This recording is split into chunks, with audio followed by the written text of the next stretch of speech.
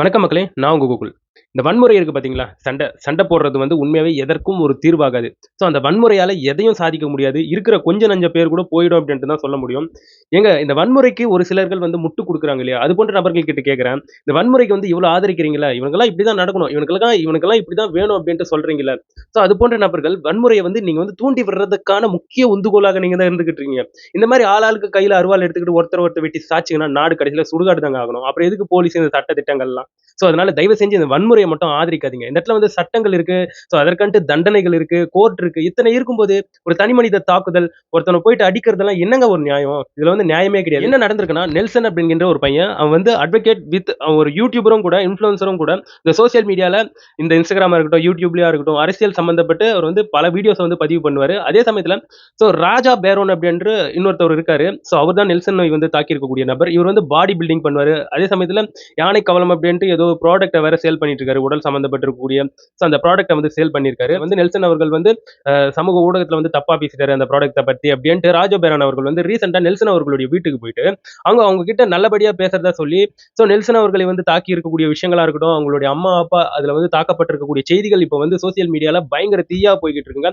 பல நபர்கள் இந்த இடத்துல வந்து அவங்களுடைய எதிர்ப்பு குரல்களை வந்து பதிவு பண்ணிட்டு வராங்க ராஜா பேரோன் அவர்களை எதிர்த்து. இப்படி இருக்கும்போது இப்ப நிறைய நபர்கள் என்ன பேசிக்கிட்டு இருக்காங்க சோசியல் மீடியால, இது வந்து ஜஸ்ட் ஒரு ப்ராடக்ட்டுக்கான வந்த சண்டையா இது வந்து தெரியல. அதை தாண்டி இவங்களுக்குள்ள இந்த அரசியல் கட்சி விமர்சனங்கள் என்பது பெரிய ஒரு சண்டையாக மாறி நிக்குது. முக்கியமா இந்த நெல்சன் அப்படிங்கிற இந்த அட்வொகேட் பையன் வந்து என்ன பண்ணுவானா, தொடர்ந்து சில கட்சிகளை வந்து விமர்சிப்பாரு. முக்கியமா டிஎம்கே வந்து கடுமையாக விமர்சிப்பாரு. இப்ப ரீசென்ட்டா நாம் தமிழர் கட்சியை வந்து கடுமையாக விமர்சிக்கவே ராஜா பேரோன் அவர்கள் வந்து ஒரு நாம் தமிழர் கட்சியை சார்ந்திருக்கக்கூடிய ஒரு முக்கிய நபராகுவாரு ராஜா பேரோன் அவர்கள்.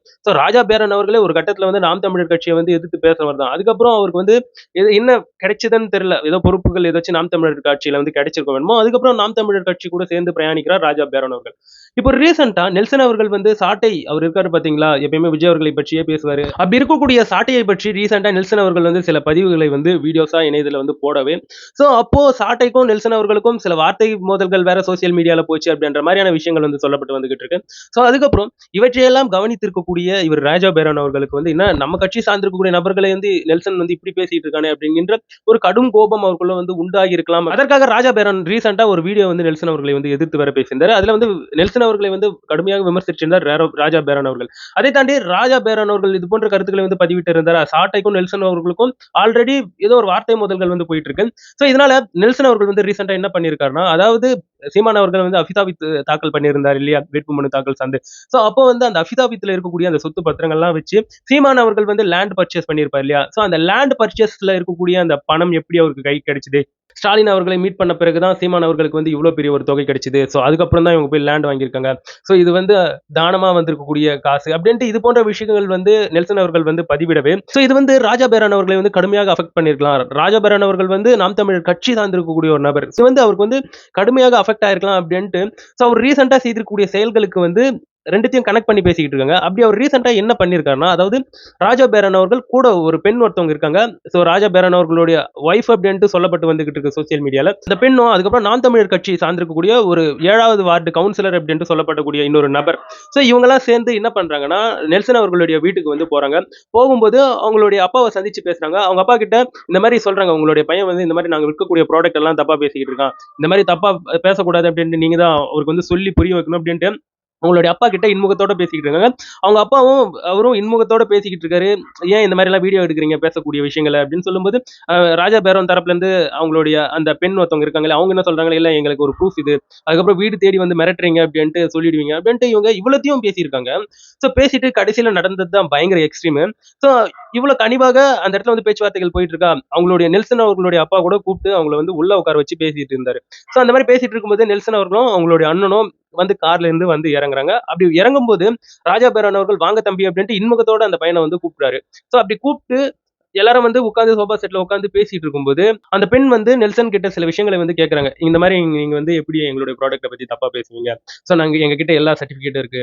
இந்த கம்பெனியே என் பேர்ல தான் பதிவு பண்ணப்பட்டிருக்கு. நீங்க எப்படி எங்களுடைய ப்ராடக்ட்டை பத்தி தப்பா பேசலாம்? யார் என்ன சொன்னாலும் நீங்க வந்து அப்படியே சோசியல் மீடியால வந்து தப்பா பேசுறதா?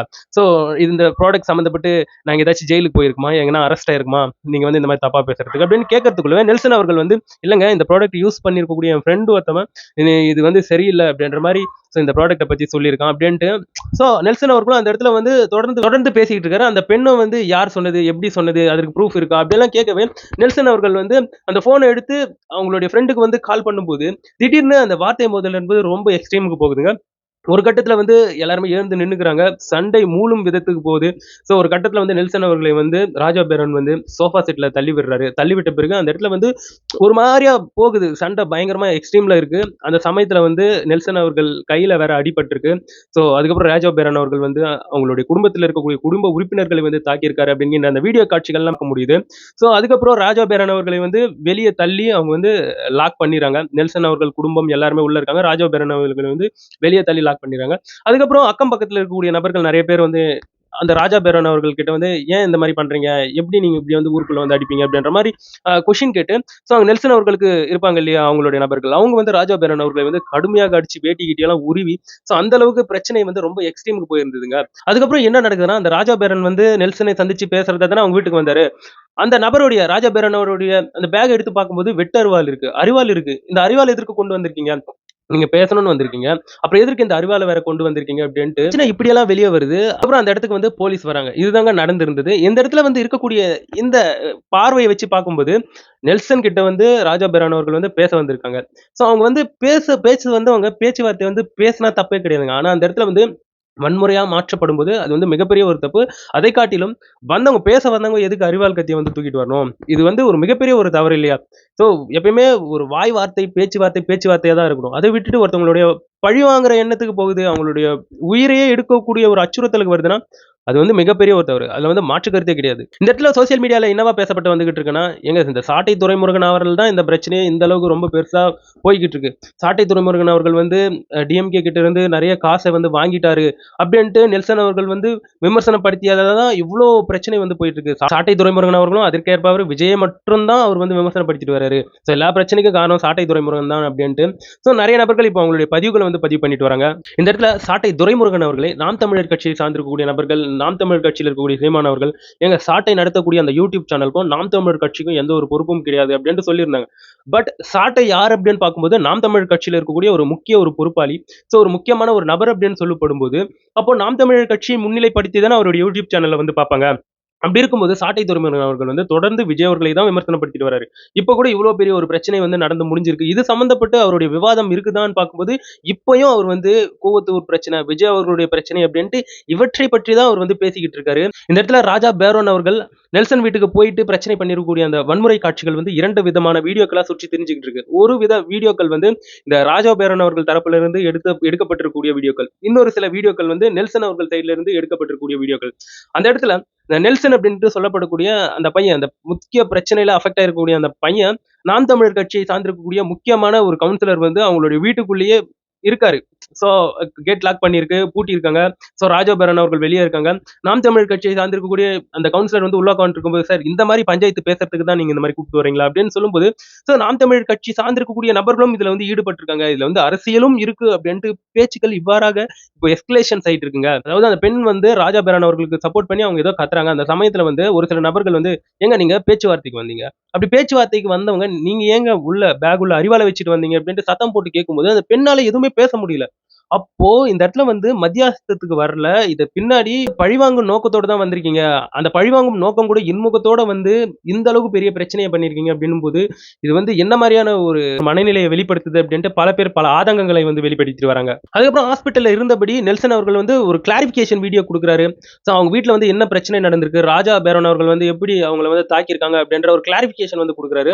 அந்த சமயத்துல ஒரு முக்கியமான ஒரு வார்த்தைய வந்து பதிவு பண்றாரு. ஏங்க இத்தன நாளா நான் ஆளும் கட்சியான திமுகவ கூட பயங்கரமா விமர்சனம் பண்ணியிருக்கேன். ஆனா திமுகவுல இருக்கக்கூடிய நபர்கள் இந்த அளவுக்கு என்ன வந்து வீடு தேடி வந்து அடிக்கல. பட் என்டிகேவை வந்து ஜஸ்ட் ஒரு 2 நாளா தான் சம்திங் நாம் தமிழர் கட்சி சார்ந்தவர்களை வந்து நான் வந்து விமர்சனப்படுத்திட்டு வரேன். வீடு வரைக்கும் வந்து ரவுடித்தனம் பண்றாங்க. வீடு வரைக்கும் வந்து அடிச்சுட்டாங்க அப்படின்ட்டு நாம் தமிழர் கட்சி மேல பயங்கரமான கடுமையான விமர்சனங்களை வைக்கிறார் நெல்சன் அவர்கள். இதுல வந்து பேச்சுவார்த்தைக்கு வந்தாங்க. நாம் தமிழர் கட்சி சார்ந்திருக்கக்கூடிய இன்னொரு கவுன்சிலர் வேற வந்து கூட இருக்கிறாரு. அந்த பிரச்சனை எல்லாம் அவ்வளவு பிரச்சனையா போயிட்டு இருக்கு. அவர் உள்ள உட்கார்ந்து போன் நோண்டிட்டு இருக்காரு. சோ போன் நோண்டிட்டு இருக்கக்கூடிய நபர்கள் கிட்ட நெல்சன் அவங்களுடைய குடும்பத்தினர் எல்லாம் போய் பேசுறாங்க. இதுக்காக நீங்க பஞ்சாயத்து கூப்பிட்டு வந்தீங்க அப்படின்னு கேக்குறாங்க. சோ இவ்வளவு பெரிய ஒரு வன்முறை என்பது நடந்து முடிஞ்சிருக்கு. இந்த இடத்துல வந்து ராஜா பேரன் அவர்கள் வந்து தனிப்பட்ட ஒரு ப்ராடக்ட்டுக்கு தான் பிரச்சனை பண்ணியிருக்காரான்னு பார்க்கும்போது கிடையாது. சோ நாம் தமிழர் கட்சியை வந்து பெரிதும் நேசிக்கக்கூடிய ஒரு நபராக ராஜா பேரன் அவர்கள் வந்து இருந்திருக்காரு. சோ முக்கியமா சாட்டை அவர்களை, சீமான் அவர்களை வந்து தாக்கி பேசியிருக்கக்கூடிய நெல்சன் மேல கடுமையான கோபம் என்பது இவருக்கு ராஜா பேரன் அவர்களுக்கு வந்து ஏற்பட்டிருக்கலாம். அதனால இவங்க இப்ப வீடு வரைக்கும் போயிட்டு பிரச்சனை பண்ணியிருக்காங்க. கூட நாம் தமிழர் கட்சி சார்ந்திருக்கக்கூடிய அந்த கவுன்சிலரும் இருந்திருக்காரு. இது வந்து கட்சி ரீதியாகவும் பேசப்பட்டு வந்துகிட்டு இருக்கு. சோ இதற்கு வந்து கண்டிப்பா ஒரு நல்ல ஒரு எஸ்கலேஷன் கிடைக்கணும். ஏங்க சிம்பிள்ங்க. இந்த இடத்துல வந்து நம்மளுக்கு தெரிஞ்ச அந்த நியாயத்த பத்தி பேசலாமே. அதாவது ராஜா பேரன் அவர்கள் வந்து நெல்சன் கிட்ட வந்து சண்டை போட்டுருக்காரு. என்ன பிரச்சனைக்காக சண்டை போட்டுருக்காரு? இந்த மாரி என்னோட ப்ராடக்ட்ட வந்து நீ தப்பா பேசிட்ட அப்படின்றதுக்காக சண்டை போட்டுருக்காரு. சோ அப்போ அவர் வந்து என்ன சொல்லியிருக்கலாம்? ஏம்பா என்கிட்ட இந்த மாரி எல்லா சர்டிபிகேட்டும் இருக்கு. உன்கிட்ட யாராச்சும் தப்பா சொல்லியிருந்தாங்கன்னா, இதோ இந்த சர்டிபிகேட்லாம் இருக்கு. இதெல்லாம் வச்சு வீடியோ போடுப்பா.